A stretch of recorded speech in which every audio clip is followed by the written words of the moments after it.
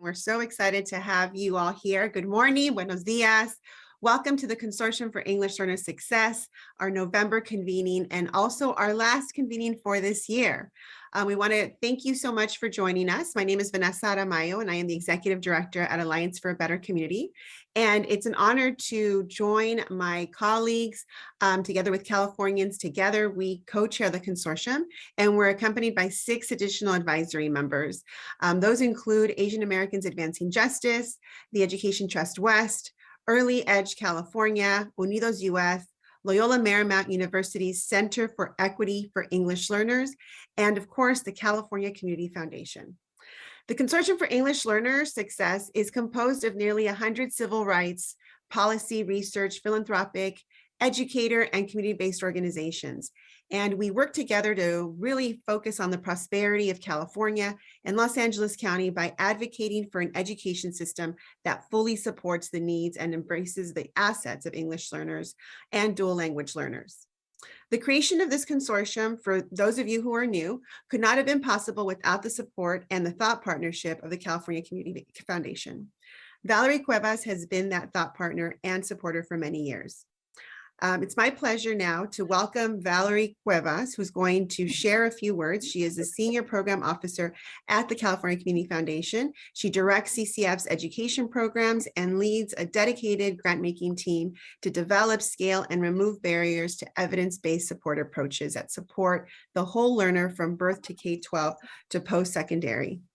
With expertise in educational equity, state legislative policy, and K-12 governance, she previously led the education grant-making strategy at the Silicon Valley Community Foundation, SVCF. She joined the philanthropic sector after a tenure with the Education Trust West, where she focused on public policy advocacy and program work that improved educational outcomes for all students pre-K through college. Additionally, Valerie served as the education policy maker for 6 years as an elected 2-term school board member. She served as president of the West Contra Costa Unified Board of Education, a middle-sized urban Bay Area school district that served approximately 30,000 children, 75% of whom are English learners, low-income and foster youth students. Valerie Cuevas is a proud product of California's public education system and a staunch advocate for kids. It's my pleasure to welcome Valerie to share a few words. Good morning, everyone. Thank you, Vanessa. Today I'm joining you from Sacramento. I'm in our state's capital for an education summit on civic learning. But of course, I'm thrilled to have the opportunity to join the consortium meeting this morning before I head over to my other meeting.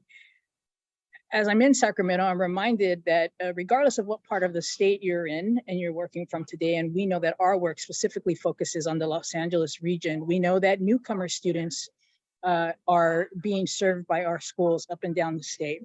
In particular regions of the state, we know that the presence of newcomer students is something that our schools are working very hard to make sure we meet their needs.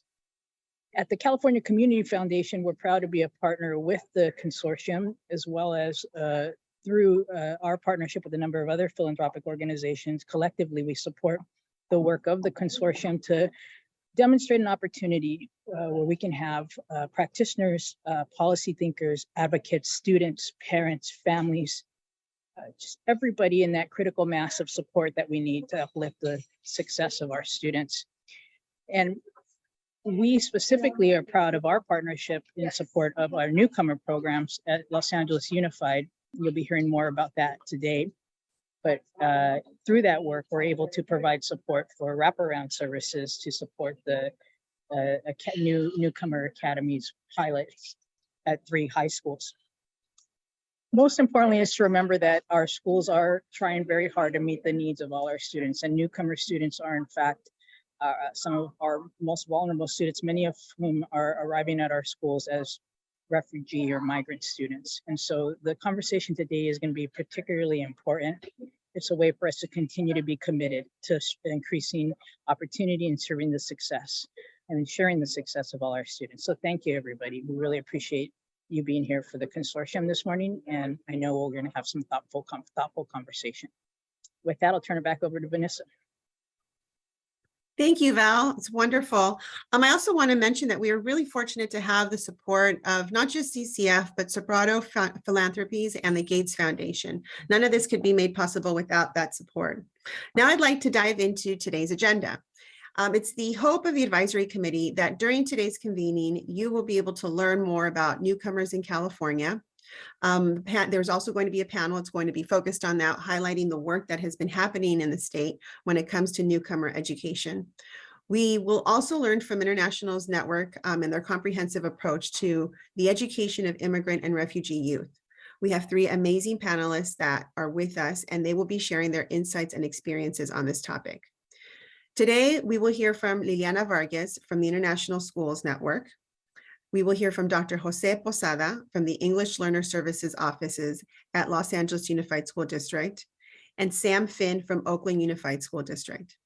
Many of you who participated in our listening sessions that took place in 2019 and 2020 also know what an opportunity is to connect about individual priorities and what people are hearing on a regular basis that's important to the consortium.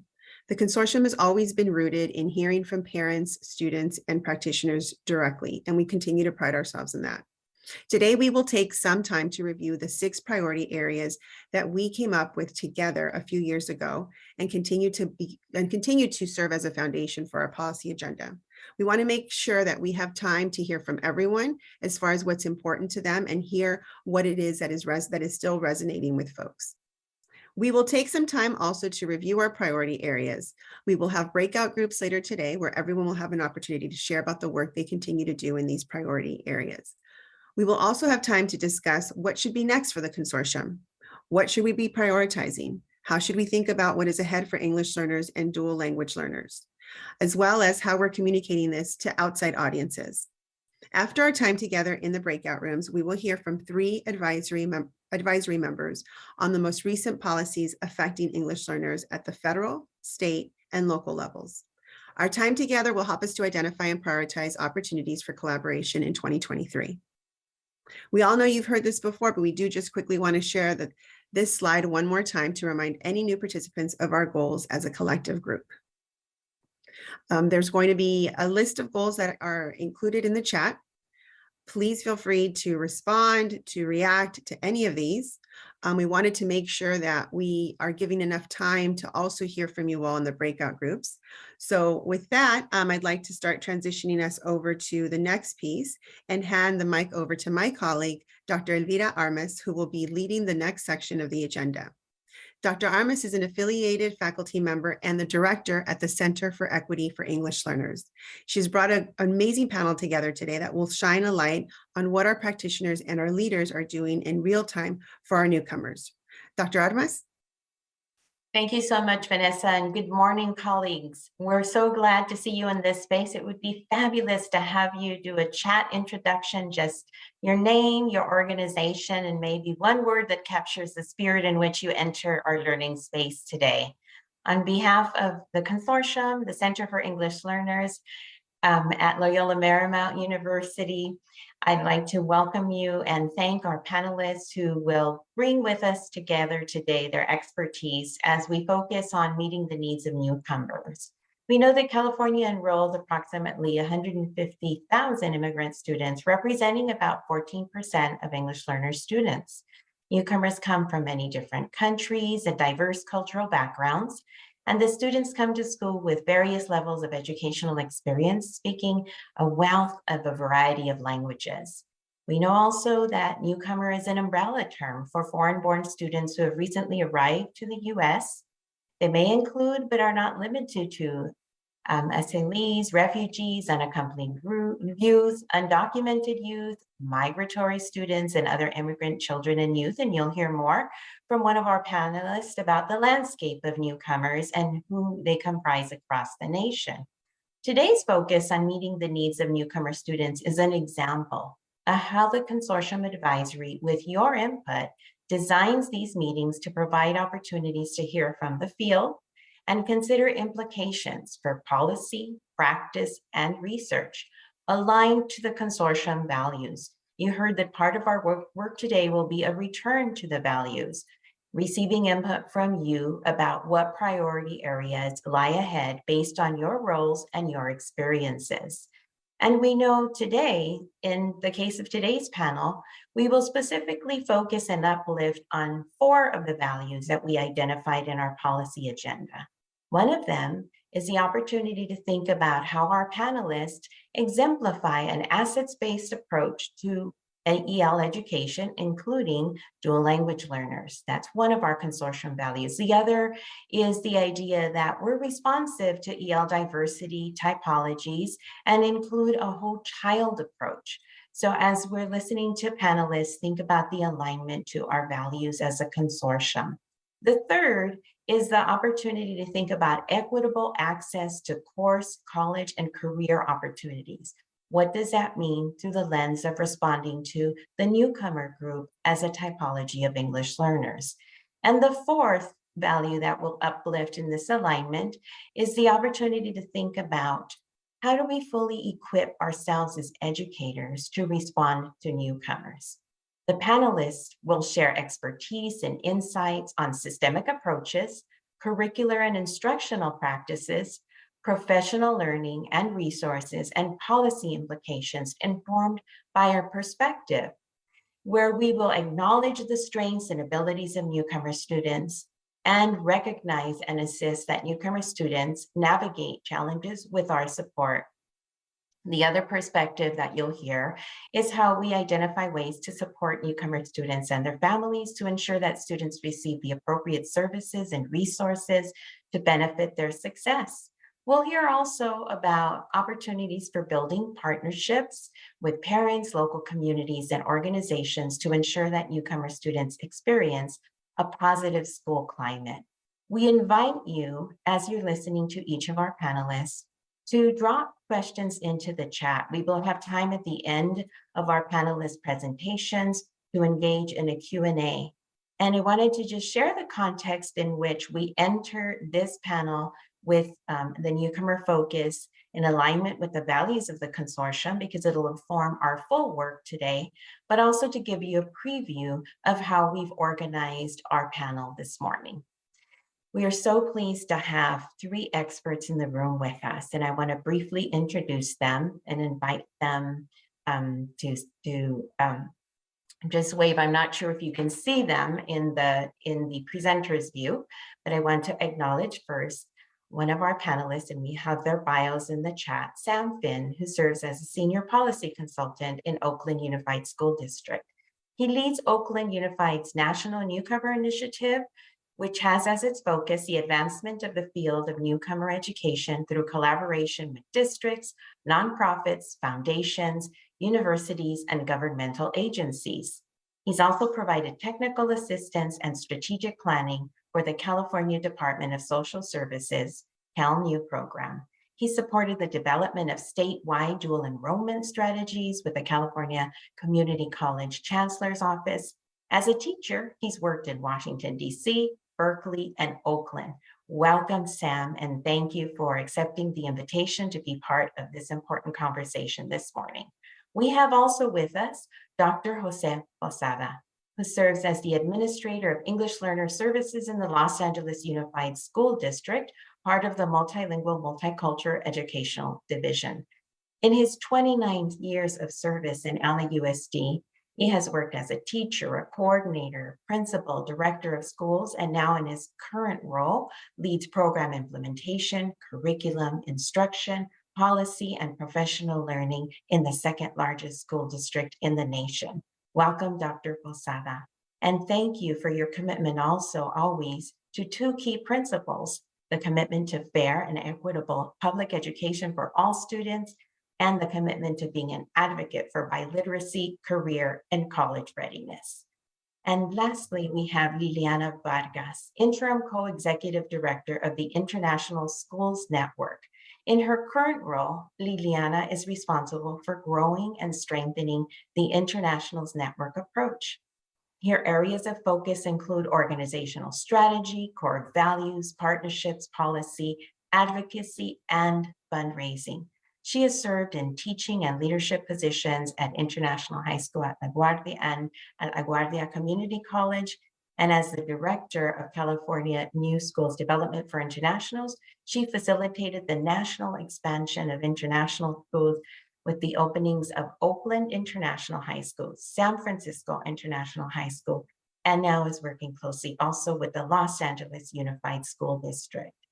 Welcome, Liliana. As we move into our conversation with all three panelists, we'll pose questions for each of the panelists and continue to invite you as participants to drop questions into the chat. We'll begin first with Sam. Sam, your work as a policy analyst and educator provides valuable insight into the landscape of newcomer education. We invite you to share a few trends that you've observed, and we know you have a few slides that you've prepared to support our participants in digesting, frankly, some of the very robust information that you'll share as we learn about the landscape. So if we could transition to Sam's slide. And Sam? Hey, good morning, everyone. Just a pleasure to be here with you all today. I'm going to try to, in 7 minutes, in a relatively smooth way, try to summarize some of how we're seeing things in Oakland. I'm going to look at data, going to talk about the needs we're seeing, and talk about what we can do to really provide newcomers with the educational success they need. So with that, let's start with the first slide. Going to just start talking about the landscape. General idea nationally is that we literally have hundreds of thousands of newcomers who lack access to genuine educational opportunities. Next slide. So when we talk about newcomers, our data is not great. The best data we have is Title III immigrant students. So those are students who are not born in a US state and have been in US schools for 3 years or less. In our most recent national report that's released, you'll notice it's a little late. We have about 1 million students nationwide in this category. So that's 1 in 50 US students. Now, you'll notice that in this little graphic, it's easy for that one little green student to get overlooked, but 1 million kids is a lot of kids. That's more than a lot of K-12 state systems combined, and yet they are overlooked because they are often dispersed. Let's go look at California on the next slide. So in the most recent data we have from the CDE, we see that in California, our newcomers are 2/3 qualifying for free and reduced price meals, 90% English learners. And we'll also notice that just 44% speak Spanish as a home language. Now, that's much different than our EL population in general, which tends to be overwhelmingly majority Spanish speaking at home. There's much more language diversity in the newcomer subgroup. So in California, 1 in every 40 students roughly is a newcomer. Next slide. Focusing on Los Angeles for a little bit. Los Angeles is one of the centers of newcomers in the state. So LAUSD has more than 20,000 newcomers, the overwhelming majority of which have free and reduced price meal status. So I think this is really important to think about who our newcomers are, because there are newcomers who are unaccompanied, who are asylees, who are refugees, and there are also newcomers who are the children of professional tech workers coming on H-1B visas or academics. So for example, if you look at Irvine has over 4,000, I think, newcomers, but they're only 25% free and reduced price meal. So the data is just the beginning of a guide. And even within those who are qualifying for FRPM, there's those whose families make 150% of the poverty line, and there's those who make 50%. So these are just rough numbers to give us the idea. I saw Freddie Gomez from Mendota here. Mendota in absolute numbers does not have a lot, but the depth of their need is extreme, and that's not revealed in the data. So these are just things to keep in mind as we look at the data as a rough guide that needs to be guided by our qualitative knowledge as well. Let's go to the next slide. So it's problematic that newcomers are grouped in with the larger English learners subgroup. Title III immigrant students are less than 1 in 5 English learners nationally and 1 in 8 in California. So essentially we can think of them as a minority within a minority. And now the challenge is that most newcomers tend to have a much lower English proficiency level than the average English learner. And yet they're served by often English learner curriculum by those who don't have the appropriate curriculum or don't have the knowledge or training. And this means that EL accountability standards and curricula just simply don't fit newcomers, and their instructional needs, their social emotional needs, their community support needs, their language needs often go unmet for these reasons. Let's go to the next slide.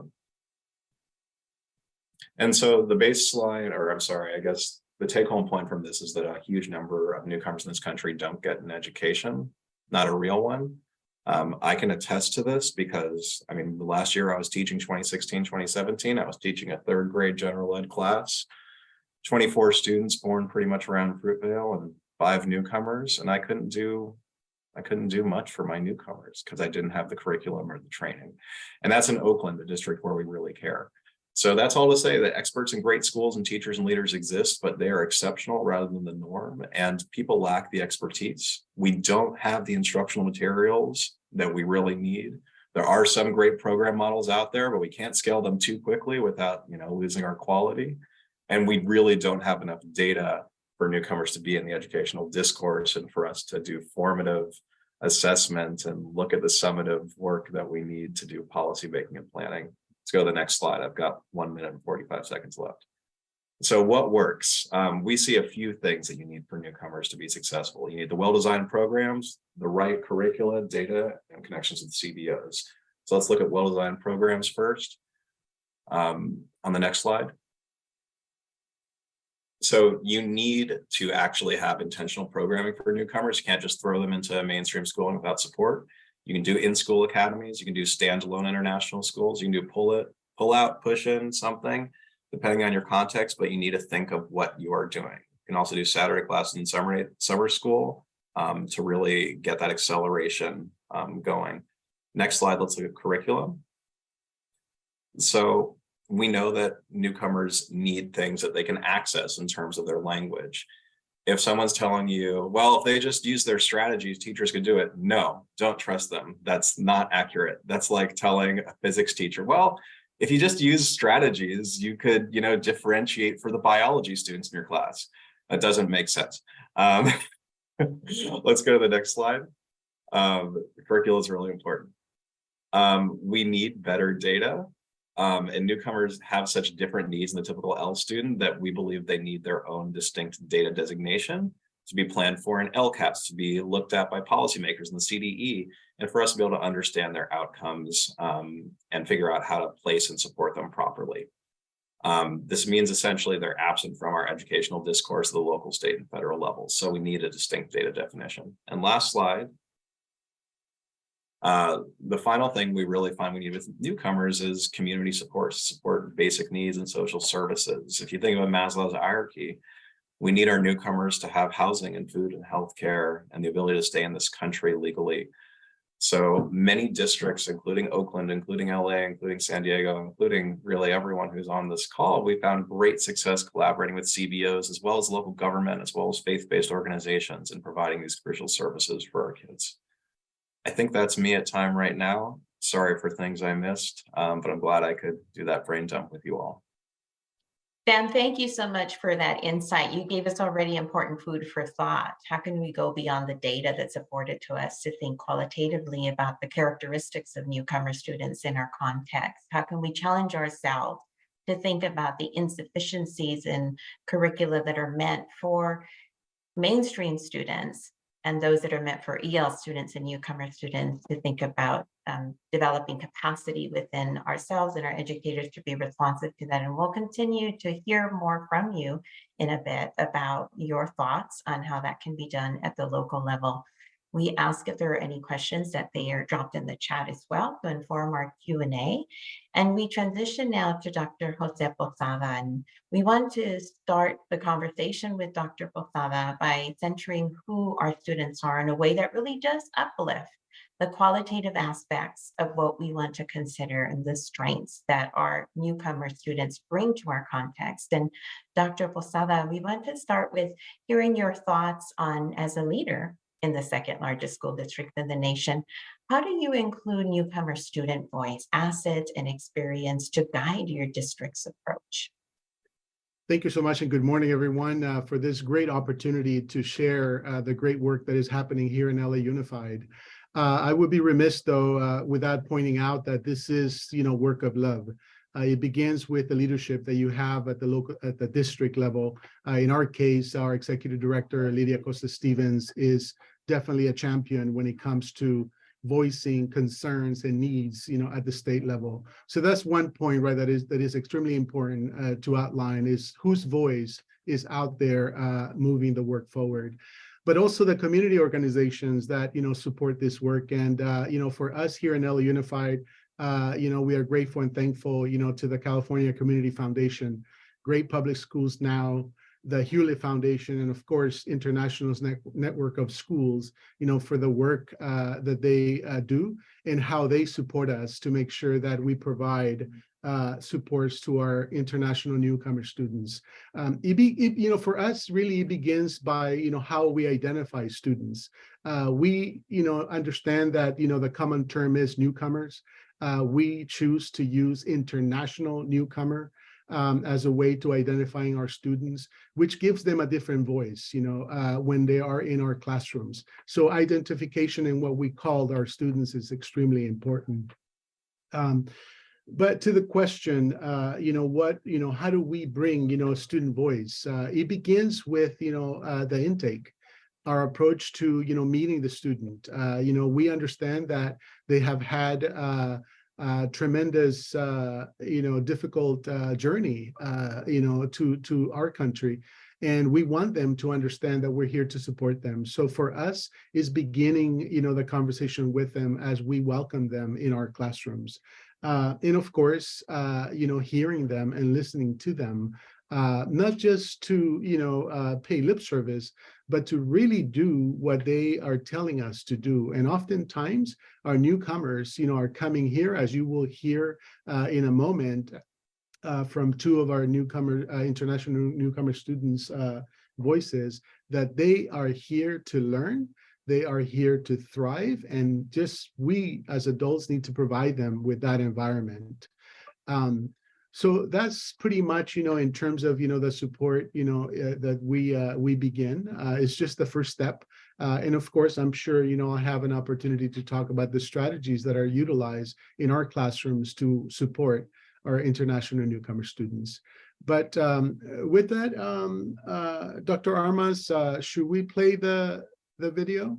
Yes, and so we're talking about the students want to bring to light who they are, the advice they offer, and the perspectives that Dr. Posada mentioned that really guide their work. We'll start first with Alina. She's a 10th grade student. She came to the US, was born in Armenia, but raised in Russia. My name is Vardanian Alina. I'm Armenian and I was born and raised in Russia. So my history starts is 2005 when I was 10-year-old and when I came here to United States. So in Russia, I finished 4th grade and then we moved to United States. One of the experience was that when I was trying to make friends and talk with them, I'll be like, my name is, and just point at them because I didn't know how to actually ask them. And then it was like a whole year joke between my classmates and me. So my second challenge was that since I'm Armenian and I was born and raised in Russia, Moscow, I don't know my language that well. So I can understand it a little bit. I can talk. Second challenge that I feel that people were making fun of me and they were my people from my culture. They were saying, you're not Armenian because you don't know Armenian and all that. So that was kind of really offensive. And like that feeling was like you don't belong there, you don't belong there, you don't belong there. So it was really stressful moments for me. But I think what's important is to love your country, respect your culture, and just like vibe with your own country, not just be. Yeah, and I love that experience because now I know who I am. I'm proud of who I am. I'm proud of my history that I was born in Russia, Moscow. I'm proud I'm Armenian. And if people think that I'm not Armenian, okay, let them think that. Let people have different opinions. I'm happy in our world, we have to have different opinions. So I'm proud of my history. I'm proud of who I am. Hola a todos, tengan muy buenos días. Mi nombre es Anderson Pinarti Hernández Domínguez. Yo tengo 15 años, vengo del país de Guatemala. Ya tengo 7 meses de estar en este país. Pues como todos saben, dejar el país de uno no es nada fácil y pues todo el camino fue tan difícil para mí porque nunca en mi vida iba salido sin dejar a mis padres o a mi hermanita que tengo allá. Eh, Fue tan duro para mí porque migración me tuvo por 15 días y después me mandaron a una casa de albergue a Nueva York y ahí me recibieron mis tíos y gracias a Dios, desde que vine aquí, una gran diferencia. Como estaba en mi país, ellos me metieron a estudiar. Estoy estudiando en la escuela de High School. Gracias a mi esfuerzo, la escuela me dio 4 reconocimientos. Logré entrar al equipo de soccer de high school. Estoy en el grupo de mentor. Estoy muy contento por todo lo que estoy aprendiendo sobre las universidades, cómo entrar. Conmigo quiero entrar a la Universidad UECD y quiero graduarme de arquitecto.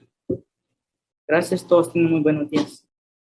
Thank you, colleagues. We are speaking about the students and wanted to bring front and center first the incredible efforts that colleagues such as Dr. Posada and his team in LAUSD have put forth to really honor the words, the wisdom, the insights that our newcomer students, and I will appropriate, our international newcomer students, appropriate that term, bring to this context. We want to hear from you, what resonated with you.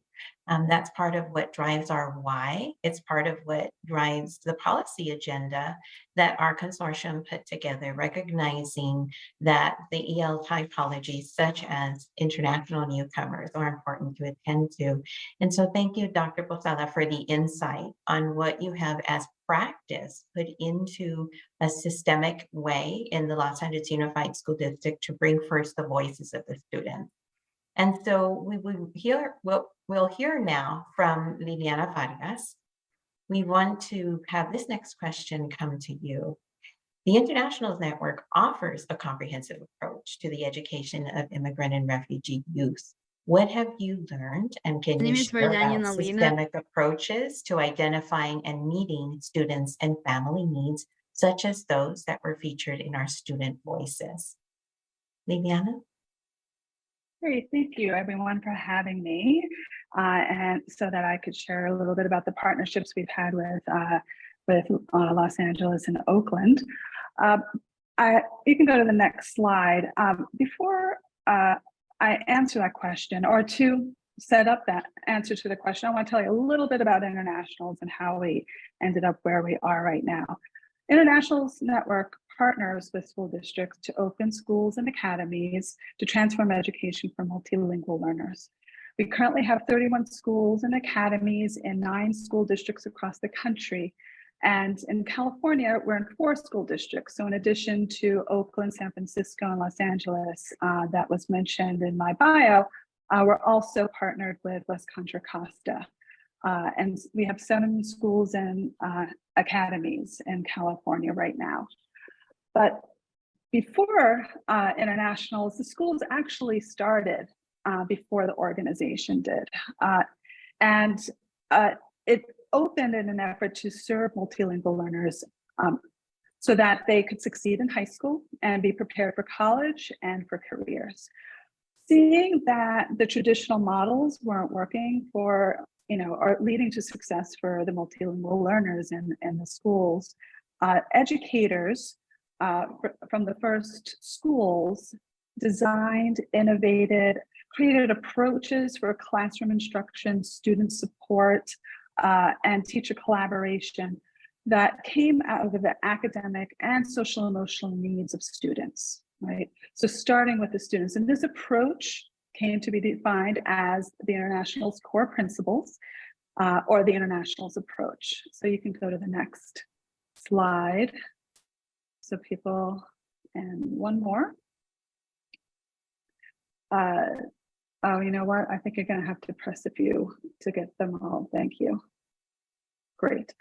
And so these are our core principles. And so then when Internationals was founded in 2004, we brought together those 4 schools, reflected on what is making those schools successful, right? And this is what resulted. These 5 principles you see here around heterogeneity. It spells hello to make it easier to remember. Heterogeneity collaboration, experiential learning, language and content integration, localized autonomy and responsibility, and one learning model for all. Essentially, these principles can be applied in the classrooms, looking how you're working with teachers, even how our leaders are working together.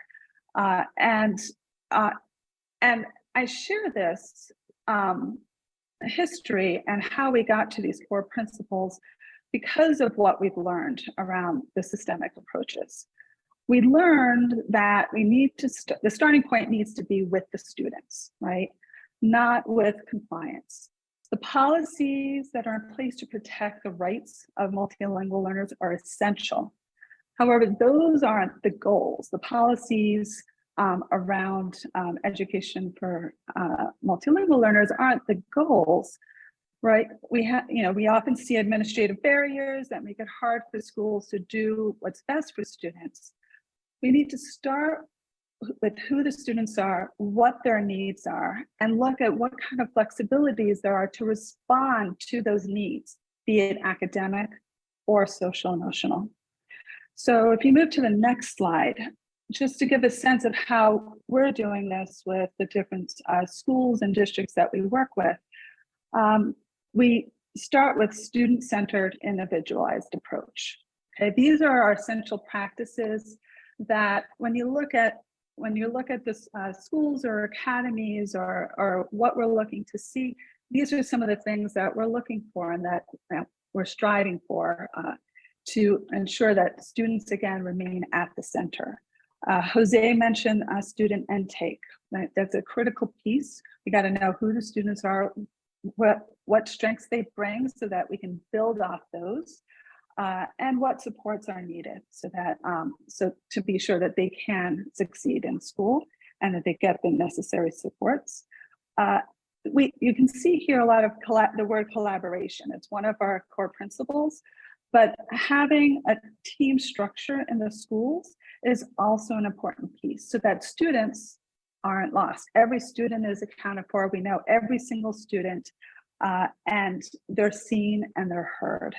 And the teams are responsible for the academic and social emotional needs of students. The teachers know those students and then can respond curricularly, academically, and social emotionally. What do these students individually need in order to succeed? And then another piece to this is pairing, the teams and the collaboration of the teachers together with the student support staff, right? Having a dedicated social worker, counselor to address the need and to set up partnerships. And those partnerships are critical as well to provide the mental health supports and the immigration supports, housing, food supports for students so that students and families, we can attend to their personal needs so that they can come to school, be ready to study and to grow. And so that brief history, it's always starting with the students and looking around and saying, what can we do to support them? What does this student need? Do they need to work? Well, what do we need to do to make that available for them? What programs are there? What partnerships there are so that they can be able to complete high school and succeed beyond there.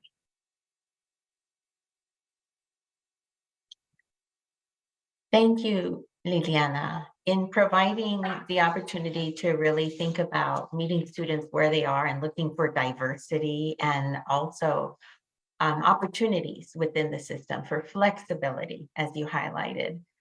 This gives us an indication of some of the core components that we need to consider, and that certainly your network and the Internationals network affords the support and the spaces wherein you've been able to impact, but it also gives us an entry point into identifying ways that we can think about the design and implementation of newcomers programs for students, including best practices. And so we turn now to Dr. Posada, and followed by Sam with this question. So this question is for both of you. Dr. Posada, we'll start with you first. You've worked in many schools to design and implement programs for newcomers. We'd like to hear from you what some examples are of best practices for curricular and instructional approaches within a systemic approach. Thank you. And I think, for us in LA Unified, and I know Sam had mentioned numbers, right? And given that we are a large district, the second largest in the nation, we have about 15,000 international newcomer students in TK-12. In our 8th to 12th grade, we have about almost 8,000 students. And so what we do is we look at, specific strategies that will give us, the best for the dollar that we spend. So one of the strategies that we have used is to implement coaches or counselors, depending on what the school selects, depending on what the school need is, at the highest number of international student schools that we have. So currently we have identified 17 high schools that, provide that support. So we have through the funding that we have allocated either a coach or a counselor that dedicates, his or her time supporting teachers in the classroom, because, it's not just providing the support to the students, but also the support that teachers need to have to make sure that, the work gets done in the classroom. So the financing, the looking at numbers and making sure that supports are provided, that would be one strategy that we have utilized. Now, inside the classroom, we are looking at, and we have been doing this work for over a year and a half now, looking at, the curriculum, as Sam also mentioned. Most of the curriculum out there, if not all of the curriculum out there, it's not really conducive to meeting the needs of our international newcomer students. So we ourselves have also developed curriculum to align the needs and the efforts to our international newcomer students. One approach that we have used is something that perhaps most of you have heard already, is translanguaging. That whole idea of making sure that we address the needs of the students via the language that they bring into the classroom. So those will be two quick approaches that we are putting into place. Thank you, Dr. Posada. And Sam, we invite you now to expand also on the same question, thinking about what are examples of best practices for curricular and instructional approaches for students. Yeah, that all resonates with me. And I probably would have said the same things if I had talked first. So let me just add on. I just want to second that need for integrated content and language learning. We have seen through the research, we have seen through the natural experiments in Arizona's English only work that you need to be learning content and language in an integrated fashion for both of those contents to be learned. We also have that challenge with curriculum in that there's not things in the market that are accessible for our SIFE students, for our students that interrupted formal education, those lacking literacy skills in their home language. And so like LA, we've been developing our own stuff. I know Escondido and other districts have been doing the same thing. We're really hoping that we can collaborate with others in really developing OER curricular resources for our SIFE students, because there still is that need there. With regards to, in general, what we need, there is such a spectrum of academic readiness amongst our newcomers for mainstream instruction.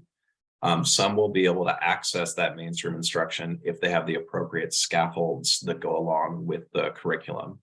And that can be anything from word banks and sentence frames and classroom aids to different translation services. So it's really going to vary because we can't immediately make all the curriculum we need. So it's a combination of making the core curriculum we need ourselves and developing those scaffolds and supports for the other subject areas as we need to. And Dr. Posada, you've uplifted the hard work that occurs on the ground, that occurs with teachers, that occurs with the support that's needed at the systems level in building the capacity, the awareness, and the capacity of our educators. So I'd like to turn now to Liliana, and I think we can go off of the PowerPoint view as well so that we see our panelists.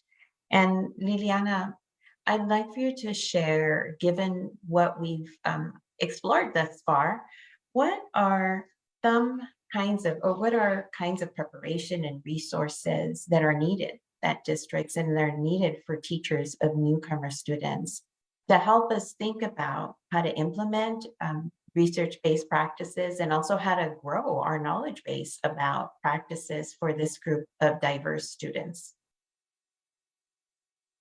Excuse me. I mean, I would echo, what Sam and Jose have been talking about in terms of the types of resources that are needed for teachers and districts. A lot of the support and development of teachers is also very much needed.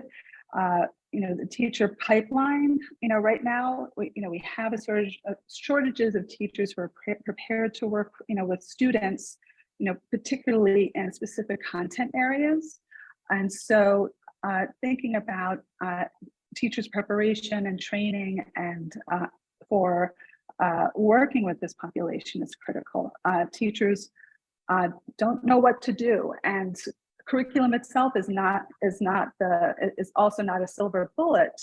So thinking about what types of supports, consistent support that is coming from the district for the teachers, and that's ensuring that they have time to meet and to collaborate and to work with each other and to talk about the students and so time. And then it can't be said enough, but the way we look at teachers working in the classroom, teachers in the schools, is that they are responsible for the academic and the social emotional. So thinking about trauma-informed pedagogy, support, and training around that for all teachers.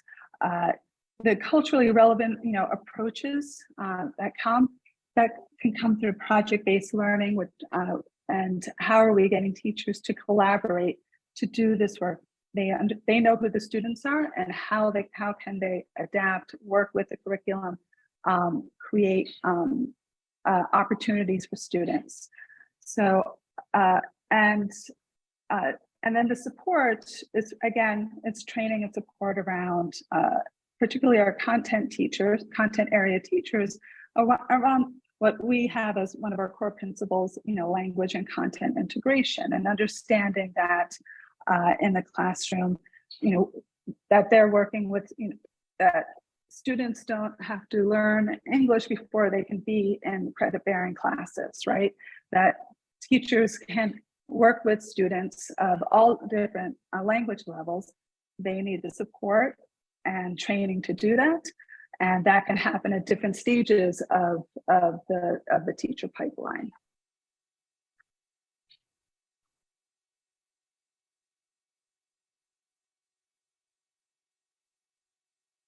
Thank you, Liliana. Can you expand a little bit more on, from your network, the type of learning spaces for educators that you encourage systems to create, and perhaps any tools that you might use within those learning spaces to have those rich conversations, not just about how to adapt curriculum, how to ensure that it responds to integrated content, but also responds to social emotional learning and brings in the cultural aspects that our students have in consideration. How do you create those spaces? What do you encourage? And how do you see trends in terms of resourcing those spaces, both funding or time? Yeah, I mean, this can be a challenge. One of the things that we strongly encourage is scheduling time for teachers to meet regularly, if not, ideally weekly, to talk about the students, to talk about their work, the curriculum that they're working with students, And so that's time, and that the financial resources of teachers are meeting, what are the students doing during that time? So you need to think about what the staffing looks like, or be creative around the schedule around how so what students are doing while the teachers are meeting to talk. But that time, is important to be able to, what are you seeing happening in the classroom with a specific student? How are you addressing that? It could be anything from academic to behavioral or some of the social emotional concerns. And so we, provide different types of protocols around student talk, about how to talk to about students.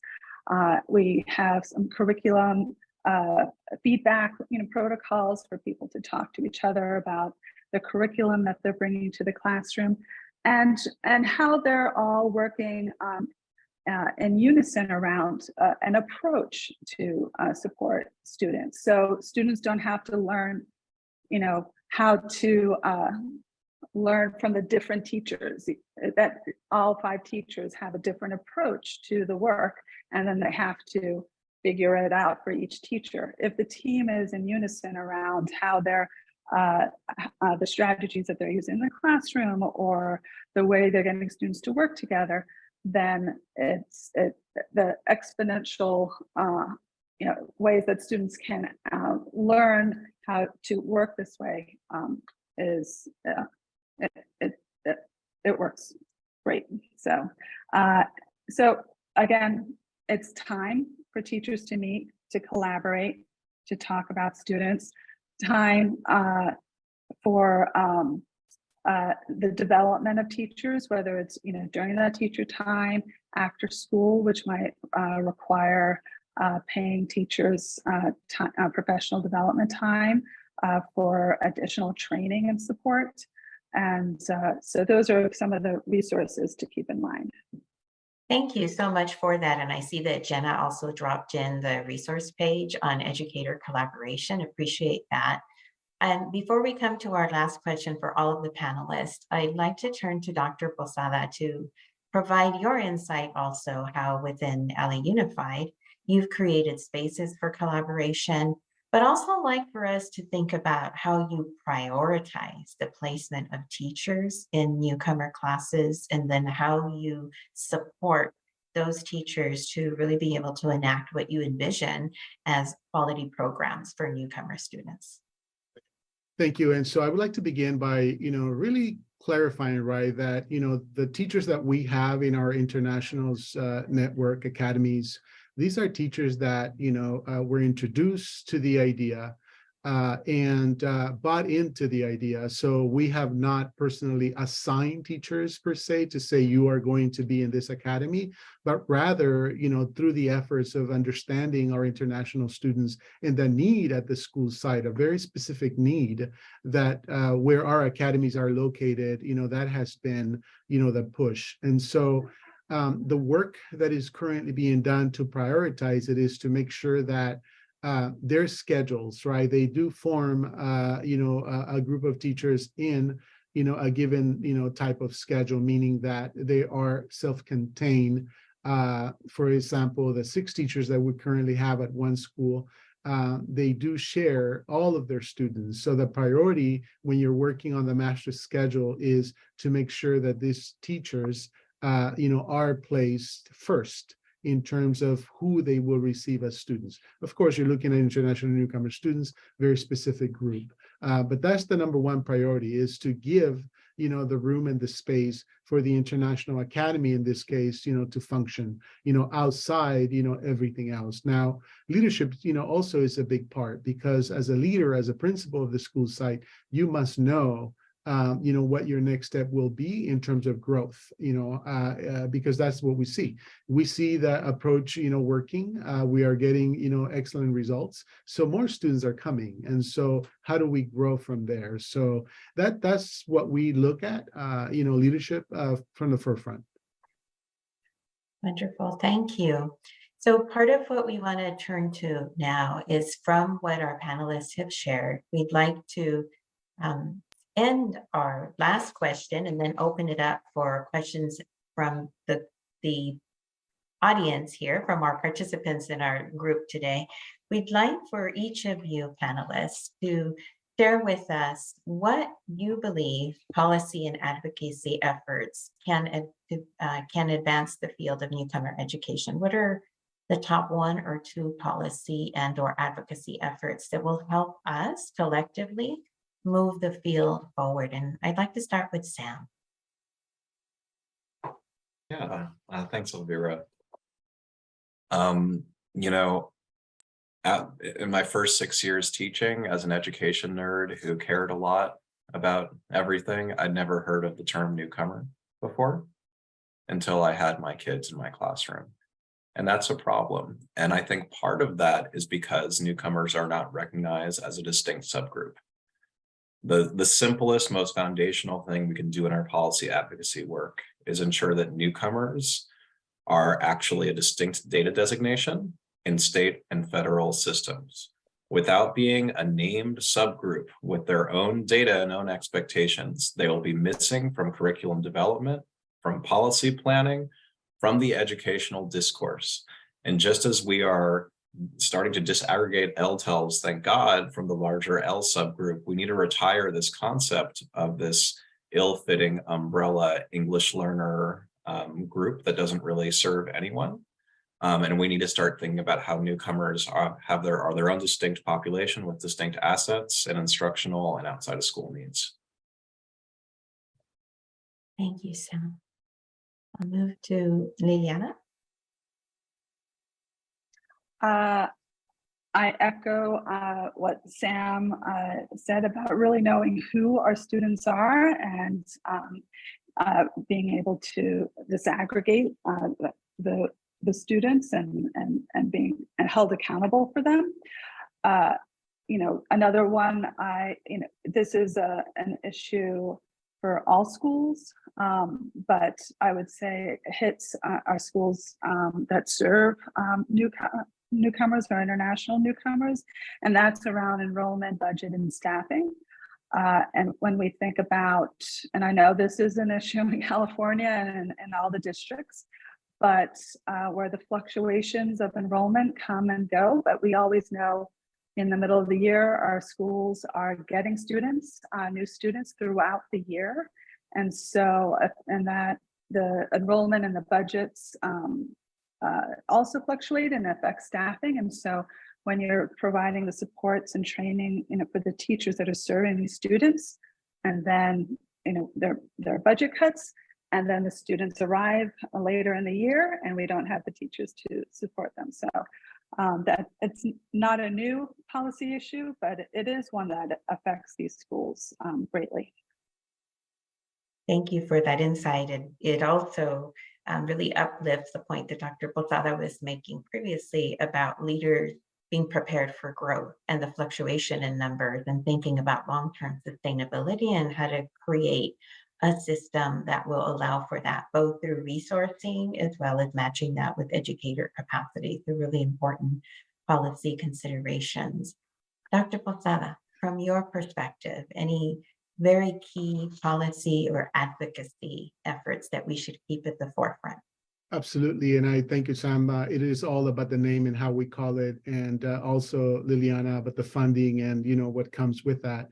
With us also, is recognizing, once we recognize and understand, who our international newcomers are, looking at, what their needs are. And one need that is prevalent that I know it doesn't get addressed in policy is the age they enter school.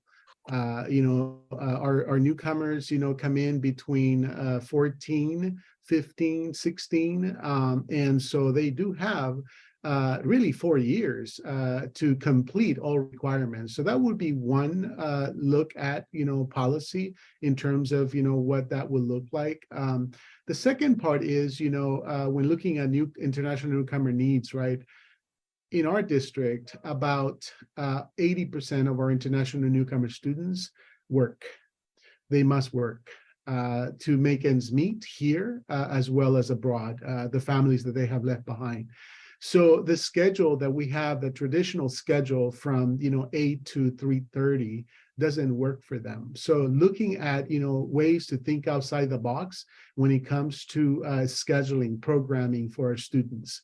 I dream of the day that we would have a specific schedule for our international newcomer students, allowing them to also work as well as take advantage of the services that this country has and schools have. So those will be two that I will look at in terms of policy changes. And those are absolutely two that are key to being so responsive to who the students are that we're receiving, especially in the secondary space. That idea of really creating creatively additional time for them to be able to complete and have access to post-secondary careers and college, very critical, as well as really thinking about the opportunities that we can have in place to change, the traditional approach to the school day, and perhaps even pushing and thinking about the school year, given what we know are the realities of our newcomer students. Thank you for providing those insights to policy. That's the end of our official questions that we have for the panel. We wanted to then turn to any questions, and I don't see any in the chat, but we'll give everyone a minute to think about, are there any questions that we might ask of our panelists? We have about 15 minutes left in our designated time for this segment.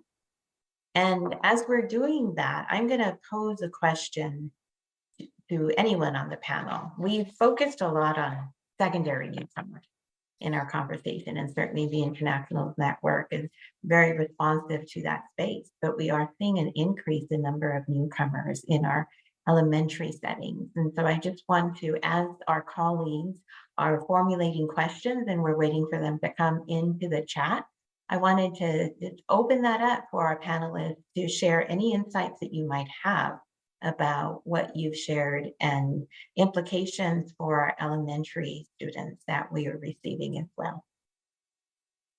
I would love to jump on that. Former elementary teacher, and one thing that I've learned as I work more and more in newcomer education broadly is that the focus for legitimate reasons is really in the secondary space. And that's often because of a triage mentality that we need to have, because those students are more likely to come here unaccompanied, to need to work, to have less time to graduate, to be farther away from the content. And what that means is that we often are not able to attend to our middle and then especially elementary students in the way that we should. And we may be creating LTELs in the long term. I think about this idea, which is, well-intentioned and optimistic, that if we just put little kids in English classrooms, well, they'll just learn it. They've got plenty of time still in the schools. Well, maybe some of them, we all know success stories of people who went through like that and succeeded, but a lot will not. At the elementary level, you can drop a kid who's a newcomer, maybe in kindergarten and first grade, and it'll work out because there's still phonics, they're still learning basic numeracy, within 20, addition and subtraction. If you look at my third grade classroom, though, if you have newcomers, if you have sight students who don't know English and haven't necessarily had so much prior schooling, I'm writing 5-paragraph persuasive essays in third grade. What are my newcomers going to do? I'm doing 2-step word problems in all 4 operation. What are my kids going to do who don't know English and can't do basic addition and subtraction? We don't really have the protocols and resources there yet. We don't even have basic scope and sequences of how you should be, quick and dirty, back of the envelope, modifying your stuff. And so that's a really neglected and important area that we still need to figure out as a field together. And I'm glad you brought that up. Thank you. And yes, the figuring it out together, really important in continuing not just advocacy and policy, but also establishing designated spaces to be able to document best practices locally and nationally. We have a few questions coming through the chat, and I want to start with one about really engaging and empowering guardians to support newcomer students. And Liliana, I'd love for you to share from your perspective some of the ways that you've been doing that, and including perhaps uplifting community resources. We certainly do that in partnership with local CBOs, but it's also, just like we're starting where students are at, the creating a culture in the school where the families feel welcome and understanding what do the families need. The partnerships that our schools and academies had during the pandemic was able to reach out to those families, and had already, I think Oakland International was a great example, had an already set up way of being able to reach out to the families directly and provide the supports they needed, through and with their partners.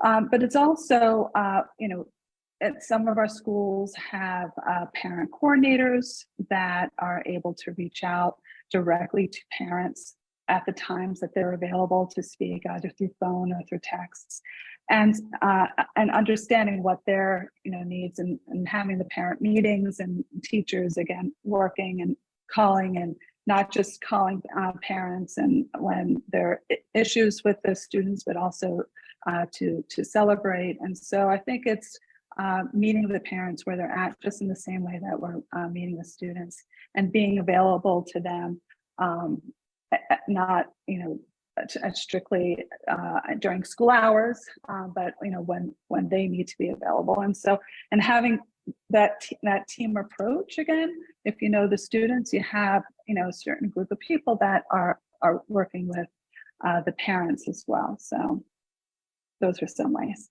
Thank you. Thank you for uplifting all of those important opportunities to really engage parents and communities with that. This next question I'd like to bring to Dr. Posada. Rachel asks us, for programs that don't have, for programs that are not separate schools, which certainly in LAUSD you have many who are not, what have you seen as model to provide targeted support and curriculum to newcomer students, and especially focus on the opportunity to welcome and affirm who those students are and creating an inclusive environment? So I think, to also piggyback on, what we just heard, especially when we're looking at elementary international newcomer students, one area that we are leveraging is also our dual language programs. The expansion of those programs, have been key in supporting our international newcomer students. And of course, they're welcome, right? Because they do bring the L1, into the classroom. So that's a leveraging point that we have. When it comes to also, if I just want to do a sales pitch here in terms of what we do as well with families, and I'll get to the question in a minute, is, we also have, this is our third year that we are going to have our International Leadership Conference. This is a specific, leadership conference for international newcomer students, where they come with their families as well. They have role models, those of us that, have come through the same process as well, and they are able to talk to students that just graduated from, our high schools and are now in college, that also were or are international newcomer students. So that piece of empowerment is key when it comes to, our international newcomer students. Seeing role models is extremely key. And I think that's where I'm going to roll out to the, to answer, that question, right? That, what systems in place do we have within our community, our, partners, as I mentioned, the four that, are very supportive of the work here in LA Unified. How can we leverage that, and how can we bring them in to see the work that is happening in our classrooms? So that will be a way to leverage also, not just the student voice that they will see in the classroom, but the work that is done in the community as a whole, because it's not just one, as we heard before, right? It takes all of us to make sure that, our students, succeed. Thank you. Thank you. Two of our colleagues pointed to our state policy, AB 2121, and also thank you, Antonio, for highlighting AB 2735 as part of what guides decision-making at the local level, to be able to be responsive in the ways that each of our three panelists have been highlighting here today.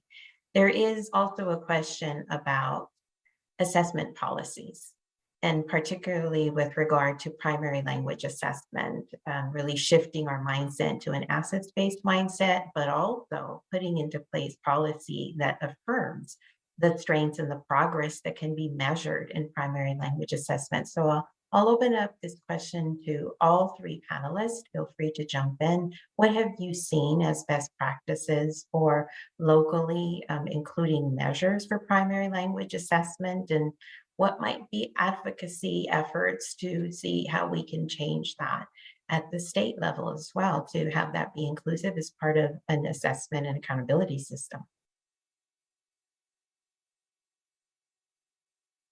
I'll start with the first question. What have you seen as best practice in incorporating the use of primary language assessment, perhaps during intake and then as part of ongoing monitoring? The second question is probably one that will be more informed by our conversations later today. Okay, I'll give just a couple thoughts briefly. In terms of at least just home language utilization, we're finding that across the state, some of the best dollars you can spend is on family and community engagement liaisons from the community who can directly do translation and really support their own children if they're parents, or help connect parents and students with community-based resources. That's not exactly the assessment question you're getting to. I think what I would really like to see happen in California is in New York, they've actually developed a primary home language assessment screener, like a SLIFE screener. They've kept it to themselves. I'm not sure how good it is or not because it's not public, but we need a more fine-grained assessment tool for a variety of home languages. And I'd love to see that collaboratively developed with philanthropic support. Because I don't think we have the budget to do it as any one district, but if the state or districts could band together to do that, that would be wonderful, because we do have a need in that area. Completely agree. We, of course, LA Unified is very large, and we do have the advantage of having many of our staff members, speak the languages that we work with. Example, months ago we had about 50 families from Afghanistan, and we needed Pashto as the language that they spoke, and we needed support in that. Quickly, the network moved, and within our district, we were able to find translators and support that would directly communicate with the families. So that's the advantage of a large district, right? But when it comes to having a measurement, right, of language, I mean, we're very good when it comes to Spanish speaking, but we neglect the fact that Guatemala, even though Spanish is the official language, the students that we receive from Guatemala don't necessarily speak Spanish. Spanish might be their third or fourth language, and so looking at their home language, right, and how we serve them, for us in LA Unified, has become, a challenge, because, we're not able to have, direct, screeners for that particular language that they might speak. So it is truly a challenge, and I think that's why all of us had pause and to think about, this response. This is not an easy question, and it's definitely a huge challenge in our state. Absolutely. I want to thank you for that insight, and thank all of you for your participation in today's panel. I know, Liliana, that you're transitioning to another immediate space, so we'll say goodbye to you and any Thank you all. final words. Thank you. And to Dr. Posada and Sam as well, an appreciation for your willingness to share in this space, to help us as a collective think about the values that we've identified as part of the policy agenda, think about how these come to fruition when we're looking specifically at this group of English learners, the considerations that you've brought forth with regard to naming the group. Sam, you called for making the group visible rather than having it be invisible by an umbrella term. Dr. Posada, you called for us to think about how to really change our systems and gave examples of how LAUSD, under the auspices of the English Learner Master Plan, really has created a system that will take the implementation efforts of the collective within the system to be responsive to insisting on prioritizing the group of students when making decisions at the local level, looking at the granular sense of what does a master schedule need to have? What does a leader need to prioritize? How does a leader need to think about this in the short term and the long term? And how does it fit into a district plan where we're thinking about resourcing it? We're thinking about making decisions that are then made visible in our local control and accountability plans and other policy documents that speak to the integration of services and the intentionality within which we approach our responsibility to respond to the two students that we started our panel with, who represent the voices of thousands that are here and relying on us to be responsive to who they are. So thank you, Sam, Dr. Posada, and Lillian for being part of the panel today. And I'll go ahead and transition now to Shilani for the next section. Thank you. So I thought Allison was going to do this, but Allison, are you here? I'm here. Hi, everyone. Jumping in. Thank you all for those great questions on that amazing panel. Thank you, Dr. Adamas, for moderating and those great questions.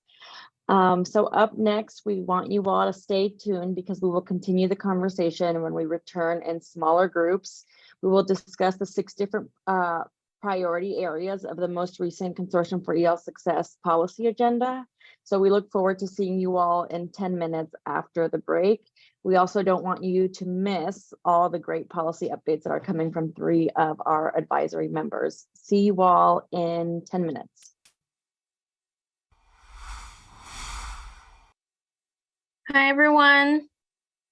Welcome back.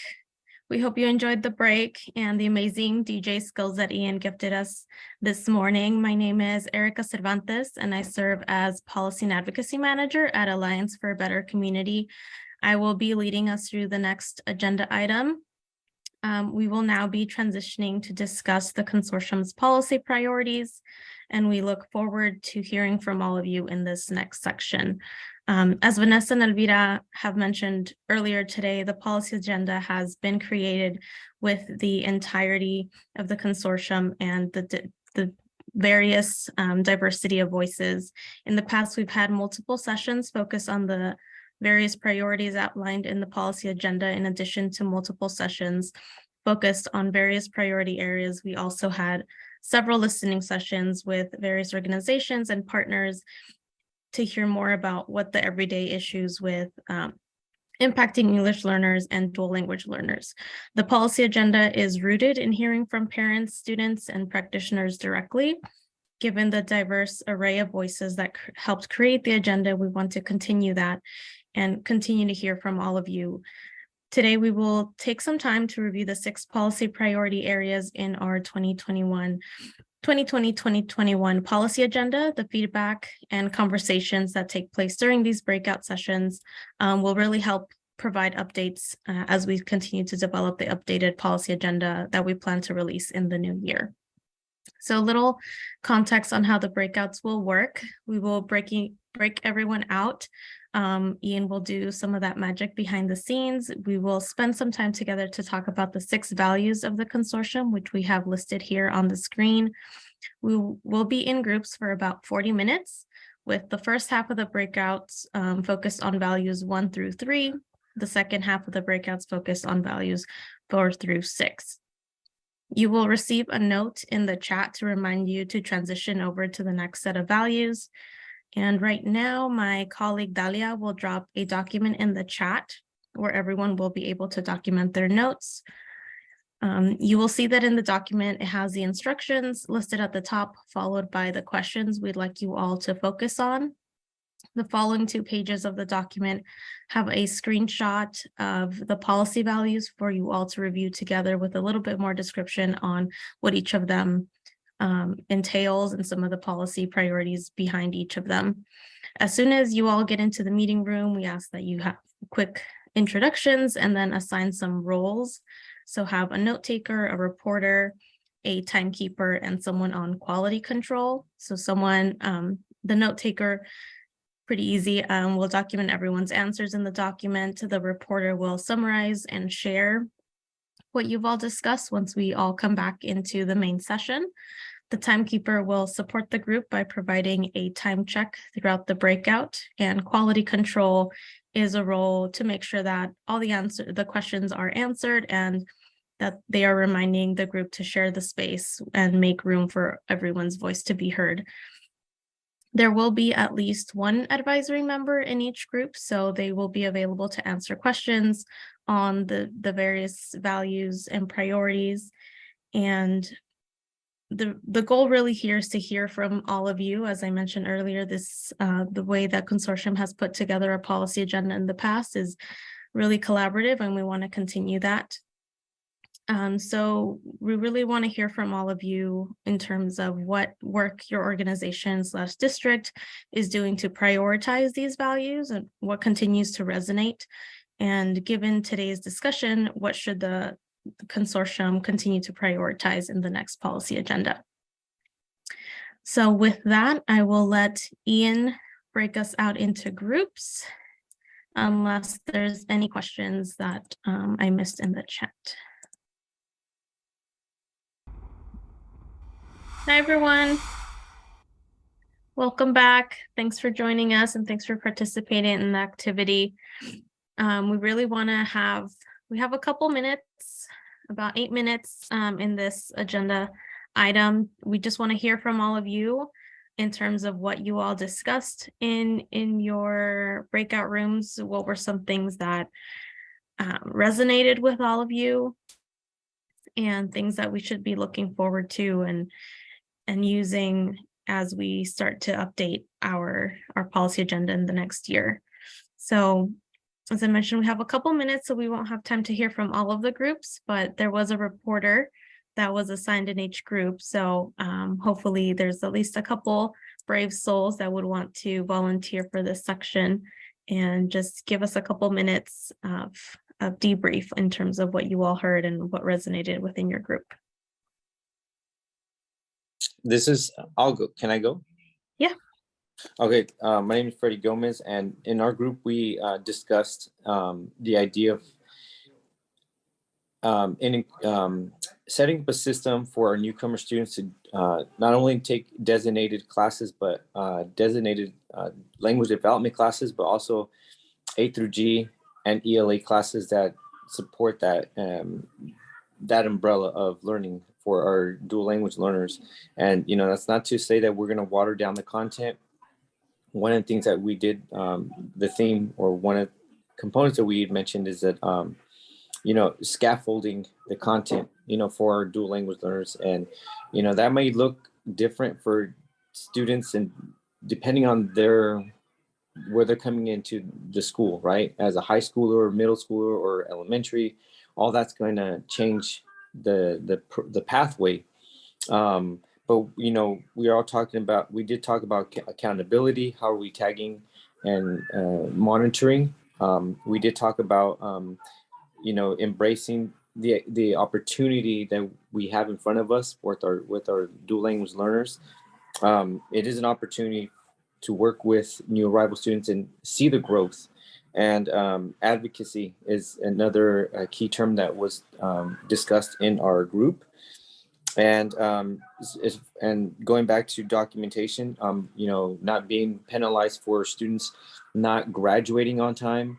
Maybe we can have a different section or revise and say they're in progress, and also reclassifying students in a timely manner. But because we know that learning takes time, and sometimes we're things that are out of control or like stuff going on outside of school. So students are going through a lot, and not our only dual language learners. I mean, students in general go through a lot. Life happens. So that's some of the things that we discussed.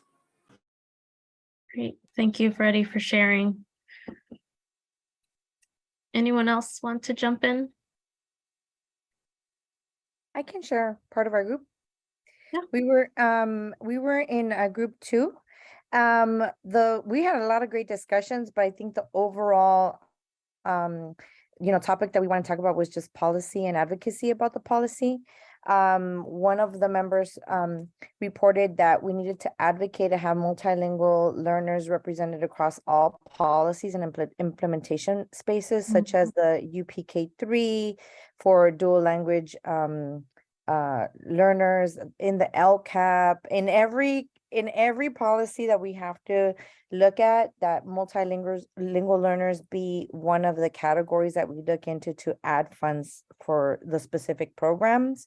But I also wanted to mention that we spend a nice amount of time also on just equipping our educators in general, on just making sure that they have an understanding of this vulnerable population, and making sure that they have the credentials necessary, the training necessary, because it's not in isolation. Best practices are best practices for all students.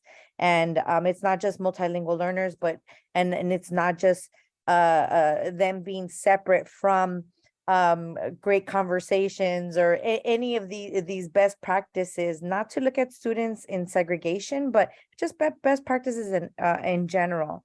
But that was like the main topics we were talking about. The last thing we were talking about is really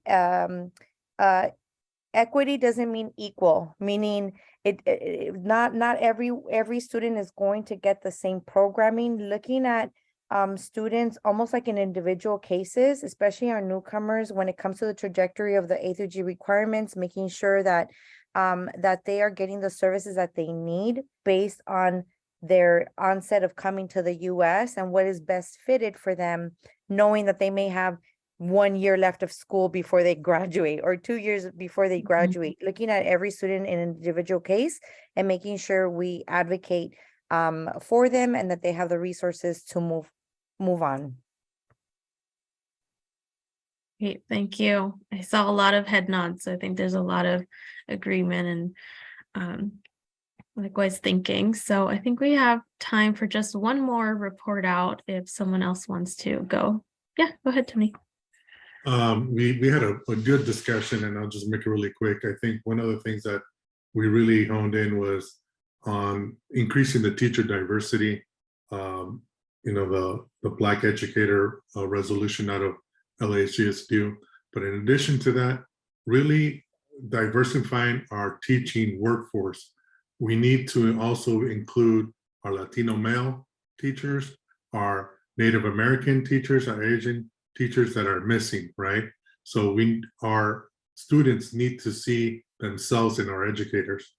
The other thing that we had a good discussion on is, why are we still continue to use a very deficit model when identifying this population of English learners? That is very deficit mindset when we're looking at to include a multilingual language learner term, which is more asset-based oriented. And with that, I'll just finish. Great, thank you, Tony. And thank you everyone for participating. As I mentioned, the feedback and the notes from these breakouts will help provide us with an updated policy agenda that we hope to release in the next year, and we'll definitely keep you all engaged in the process. Now we'll be transitioning over to our next agenda item, and I'll pass it over to Amalia.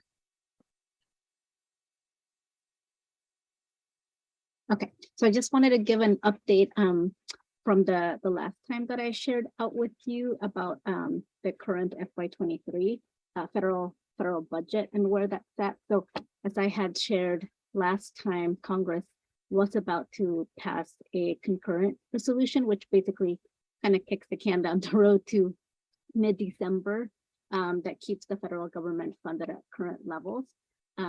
We have been pushing for increased funding for English learners for Title III for some time, and ramping up the pressure on that as we get to December. And so we did circulate a sign-on letter, which many of the organizations in this group also joined. So we sent a letter to the Hill, to the leadership, both in the Senate and the House, requesting support for $1 billion, which is what the House had proposed, which was the highest amount proposed in the current Congress and by President Biden.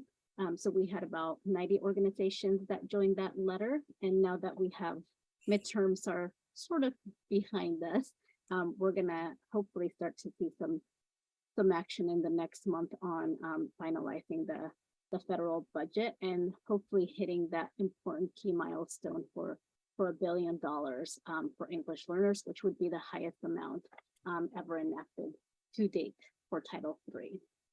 So I just put in here, and I think this will be, the PowerPoint will be shared with all of the participants, but I included a link to the final sign-on letter as well as a new publication that our education policy team just released, which our hope is that that serves as a tool, informational and advocacy tool for our partners to utilize in their engagement with their members. We have included in there too some state by state statistics on the number percentage and allocation of Title III funding for each state. So those are a couple of resources that we'll share with the consortium. Okay, and then next slide.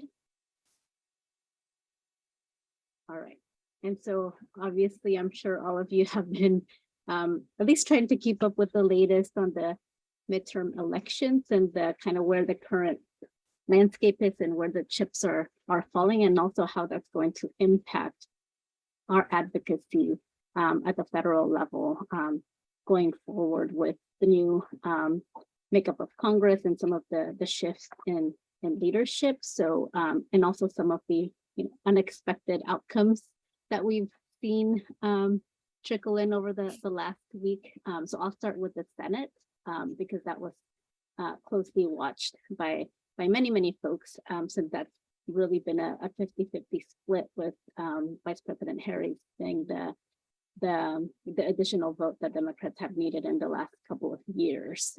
But we did see that the Democrats kept control of the Senate, and we still have a Georgia runoff, which could give Democrats an additional seat and provide for a little bit of cushion just in case. But also in terms of some of the senators that won their election. So of course, Senator Padilla did win his seat in California, and that's really, that was not unexpected, but it's important because he is someone who, we have engaged with his office and who, is an ally in Congress when it comes to English learners, and we want to continue to develop his championing of that student population up here in DC and representing California's best interest. We also saw Senator Cortez Masto from Nevada, who has been a champion and has led letters on the Senate with her peers on Title III funding in the last couple of cycles, also keep her seat. And that was one that a lot of folks were watching because she was, probably the most vulnerable senator running for her seat. There's going to be some shifts in committee leadership. So Senator Bernie Sanders is likely to be the new Senate Health Chair, and that's the committee that oversees health, education, and labor.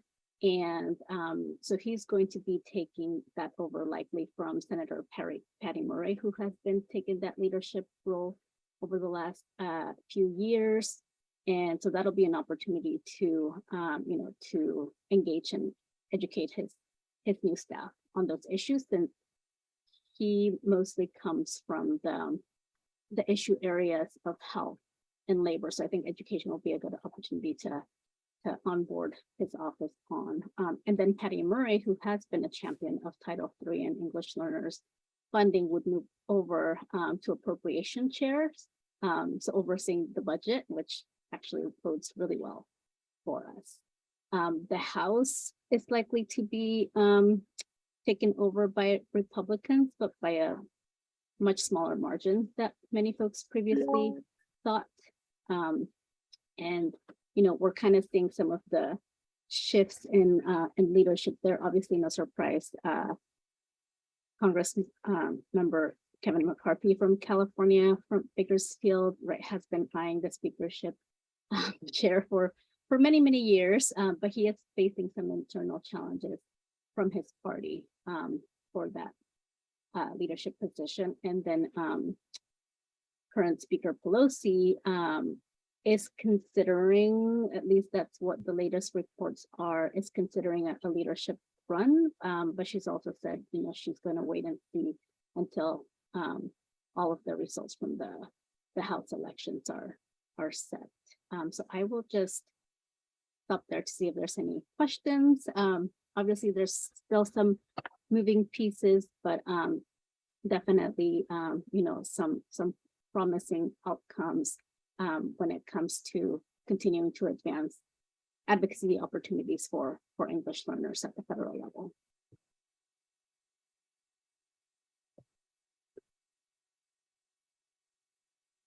All right, well, that concludes the federal policy update. And reach out if you have any questions, and please by all means use the links to the resources that I provided.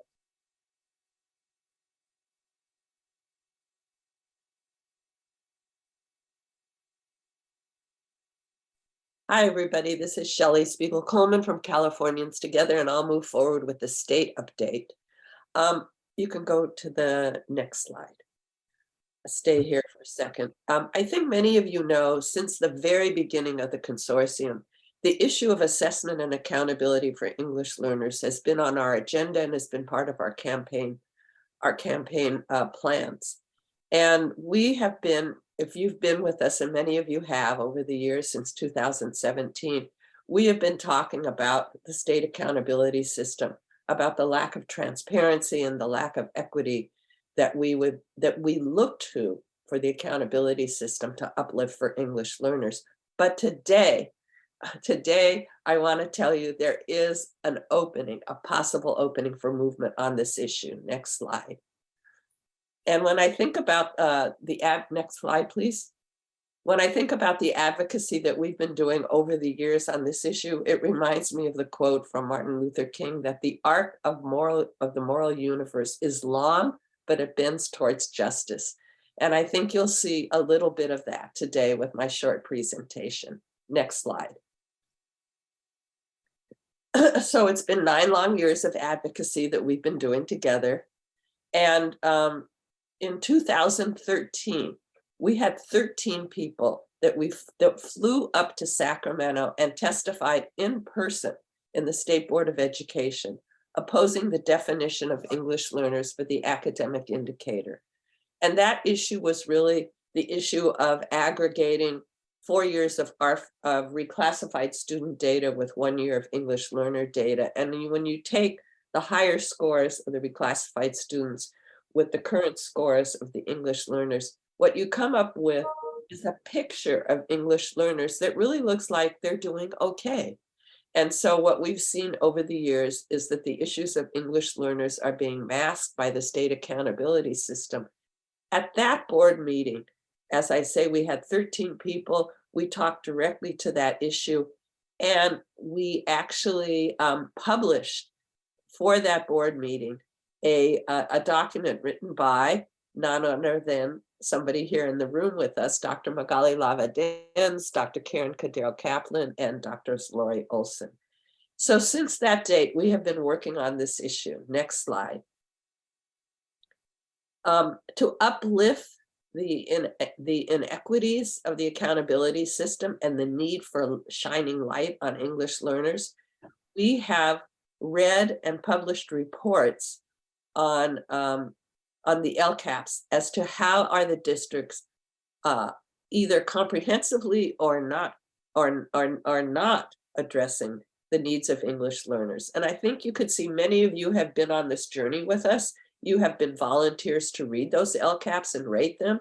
I think you can see by the titles that the conclusion of those 3 studies was one of much disappointment, that when we read the LCAPs, there was minimal attention to very serious aspects of programming and services for English learners. In addition, and we did all of this in collaboration with the Center for Equity for English Learners, who really took all the data that we produced from reading, analyzing the LCAPs, and produced these incredible reports. In addition, they also produced a toolkit that we used over the last year and a half that we hoped was going to give school districts the tools that they needed to really think about what are the important areas that need to be addressed in the LCAPs. And through the consortium, we have had 3 local grantees, and they use the toolkits with school districts individually to bring the attention of what is needed in the LCAPs for English learners. And so we were hopeful when we read the 4th set of LCAPs this past year. Next slide. And this is our fourth attempt at reading LCAPs. And you can see what were some of the issues and questions that we were looking for in our reading. And we need to tell you, and we reported on this at the last meeting, so I'm not going to do anything, but if you just look at the title of our 4th report, it signifies that we were still in search of equity for English learners on this review of the 2021 through 24 LCAPs. And so this takes us to this continuing campaign. So we have felt, if you think about our advocacy, we had felt that testifying in front of the state board, hearing multiple voices from school districts and advocacy organizations, reading LCAPs and uplifting the findings across the state and making recommendations for the state, we had thought that that was one area of advocacy that we could use to change policy. And so I go to the next slide. So this year, the publication of our 4th LCAP report really kicked off our launch on a year-long advocacy effort. So we not only published the report, but we also had a policy briefing in Sacramento where we had representatives from over 20 legislative offices, from the California Department of Education, the State Board of Education, and a variety of ally organizations. And then a couple of months later, we were very excited that we had a commentary published in EdSource, written by our executive director, Martha Hernandez, the title of which was "California's Accountability System is Failing English Learners."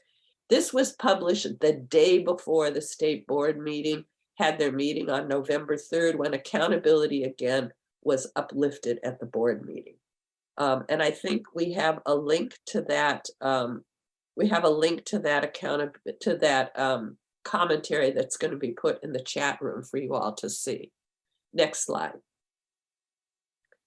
So what you have in the chat room, the second link, which says the attachment, what you have is the second part of what we thought would be a good strategy for our continued advocacy campaign. What we wanted to do was to make it personal for the board members.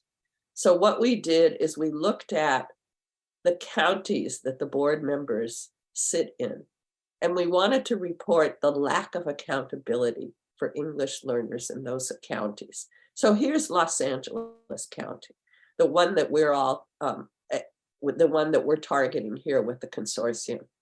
In Los Angeles County, there is not one school district that was required to have a goal for English learners in their LCAP.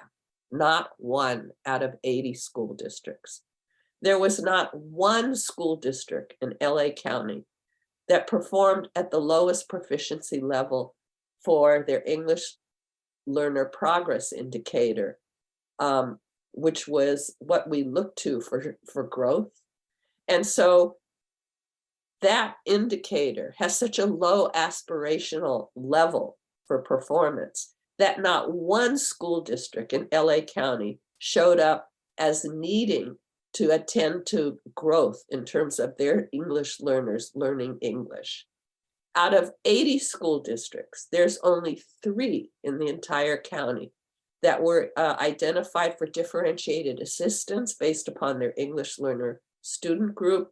Differentiated assistance means that the county offices work with those school districts to provide extra support. and extra funding to really uplift the needs of English learners, only 3 in LA County. And then this is the federal accountability, which looks at school sites. And out of hundreds of school sites in LA County, only 19 had to attend to English learners. So if you look at the attachment, what we sent to the state board with our letter was this kind of data for every single county in the state. Next slide. And so at the board meeting, you see we sent a letter in advance. We sent that attachment. We had another 13 people who testified from the board, and they were excellent. And I have to say that this was the very first time in over 7 years that we had responses from the state board members. On the state board now, every single member, excluding the state board president, is brand new and was not a part of creating this accountability system. So the ownership on the design and the creation of the accountability system is very different for this group of board members. And they're willing to take a look at some of the issues that we've raised. And so after our testimony, I have to say that the state board president, Linda Darling-Hammond, did give a directive to the Department of Education to bring back to the state board some consideration for looking at the trigger for goals in the LCAPs for English learners, the issue of looking at the progress in terms of learning English for English learners, and the issue of LTELs being masked by virtue of the academic indicator. And so she asked that it come back to, she asked the department that it come back to the state board. And she said, in all due haste, which means she wants it at the next meeting. At that point, the department said, oh, well, at the next meeting, that's when we do a major presentation on the dashboard so that they wouldn't be able to discuss it until March. And Linda again reiterated that we'd like to see it sooner than later. So advocacy work takes a long time. And I'm not saying that we're going to see what we're asking for, but I'm saying, we are saying now that the window has opened. And so the 2 board meetings that are coming up are January 19th and March, yes, January 19th and March 17th and 18th. Actually, I think it's March 8th and 9th when I looked. I'll have to make sure. So we need you or a rep from your agency to testify. We need letters to the state board will be needed. So what I'm going to suggest is in the chat room. Now, I don't know what will happen in January, but for the last 2.5 years, testimony to the state board has been by virtual on the telephone. They don't even see your face. You just talk for 1 minute. And we have a prep meeting with ideas for testimony that we work with you on, so you're not alone. We do this all together. So we would love to know any of you who would be interested in participating with us at the next state board meeting. We don't know if it's going to come up in January or March. And if you could just put your name and your organization, or just you as an individual, as a teacher, as an administrator, we will contact you.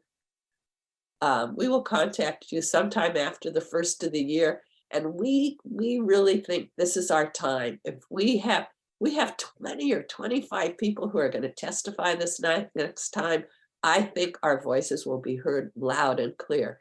Ian looked it up. It is March 8th and 9th. That's what I thought. I gave the wrong dates to the for my PowerPoint. So correct. So most likely it'll be January 19th. It's usually on day 1, and March 8th. So those are the 2 dates to put on your calendars. And I would love to see some names in the chat room who you think could join us. It would be great. Anyways, thank you all of you who have participated. I know Patty Chavez is here. I know Veronica from SEAL is here. Well, the 2 SEALs have participated. Entrust West has lifted some of our issues. There's many of you who are here from our consortium who've been part of this effort, and we would love to have you join us again. Stay tuned. We'll keep you updated. Thank you.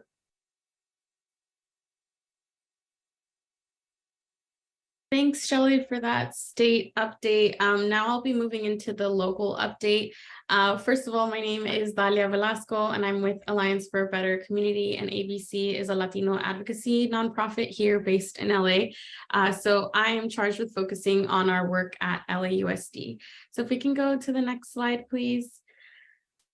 For those of you who are not familiar, LAUSD has about 20% of its student population labeled as English learners. So that's about 120,000 students that are attending public schools who are requiring EL services. And EL students, as many of us know, were one of the student groups that fell the most behind during the pandemic and have continued to struggle now that we're back in schools.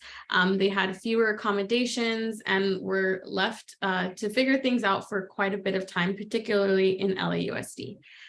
In the spring of 2020, fewer than half of ELs in middle school and high school participated in distance learning each week. So a lot of students just weren't going to school.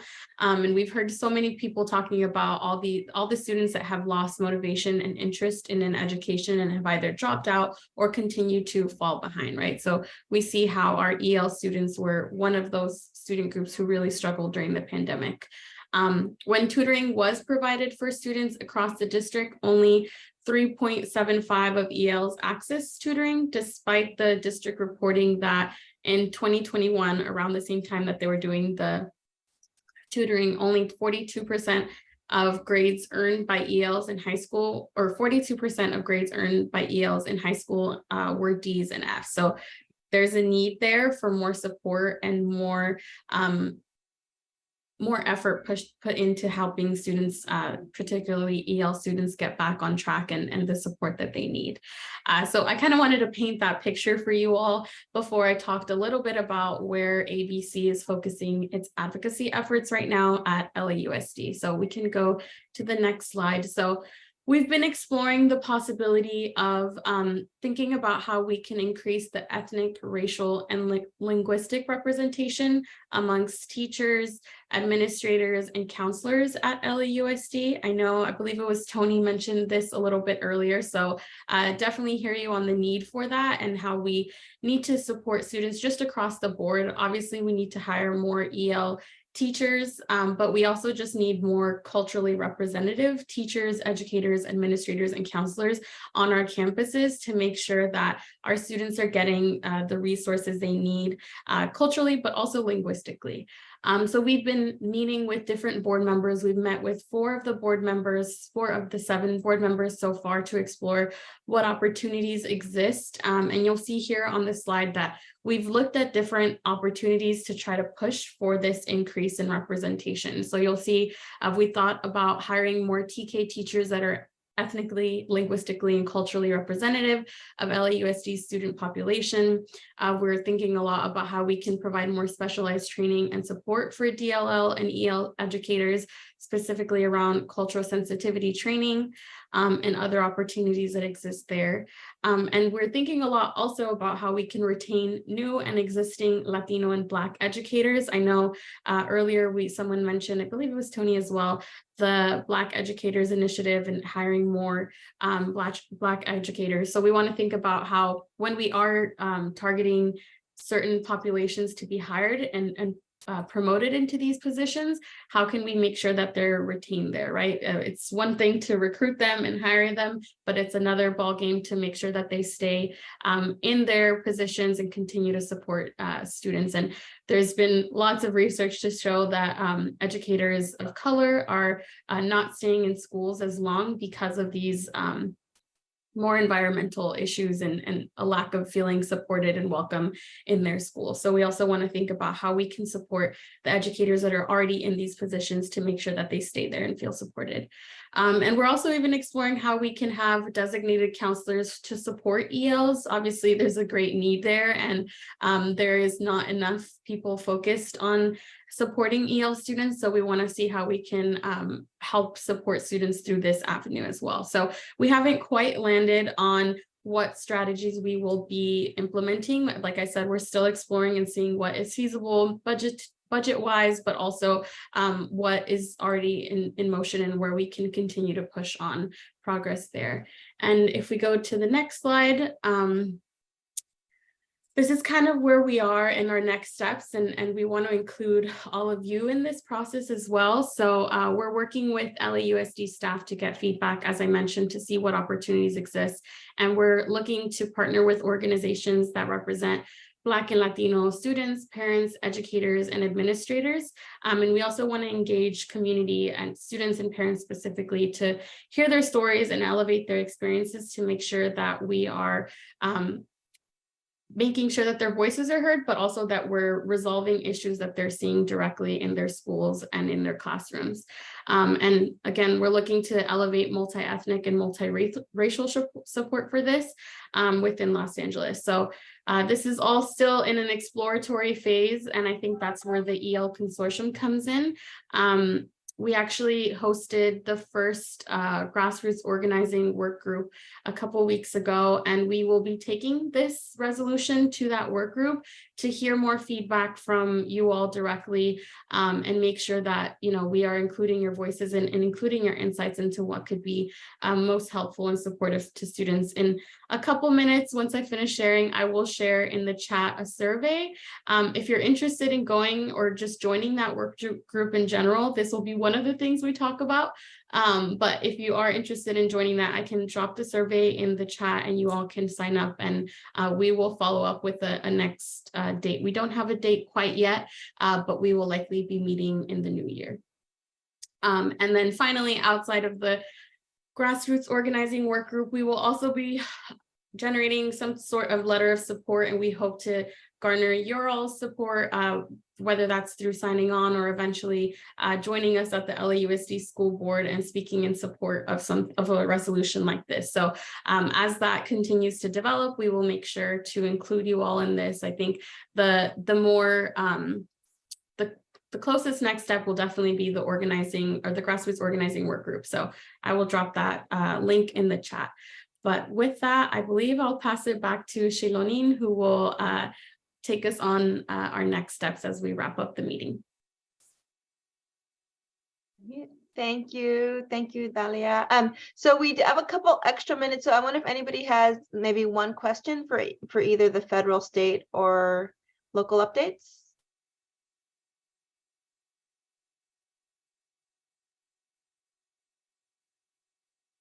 Okay, I'm not seeing any. So yeah, let's just do next steps. So excited that you guys have and appreciative that you've spent the morning with us. I hope you've learned a lot as we had our panel around the Internationals Network and the work that's happening, exciting work that's happening in the pilot and LA Unified, and some of the work that's happening statewide as well. And knowing that we do have some really great examples out there across the state, and being able to highlight and pinpoint maybe some of the openings that we need to focus on both at the state policy level, but also locally. So appreciate all of you. I hope you learned as much as I did during that panel. And then next, really appreciate you helping us think through the values and where they are right now, really where your work connects to that. One of the things that we really appreciate with this consortium is that we have a mix of views, right? We have people that are doing statewide work, but we also have people that are working in districts and understand what's happening, right? So we really appreciate all the input that all of you've given, and that's going to really drive where the policy agenda goes next year. So again, very much appreciative for that. As Dalia said, she mentioned the grassroots work group. We also have a policy work group, and so both of those work groups will be meeting in the new year. So keep an eye out. You're all on the email list, and so you should be getting an email asking which one, if you haven't already signed up for one, which one you want to be part of, with the dates as well, so you know. Most likely the policy work group, the first meeting will be around mid-January, and so just keep an eye out for that. But again, just very appreciative for all of you today, and we are ending 10 minutes early, so have a great day.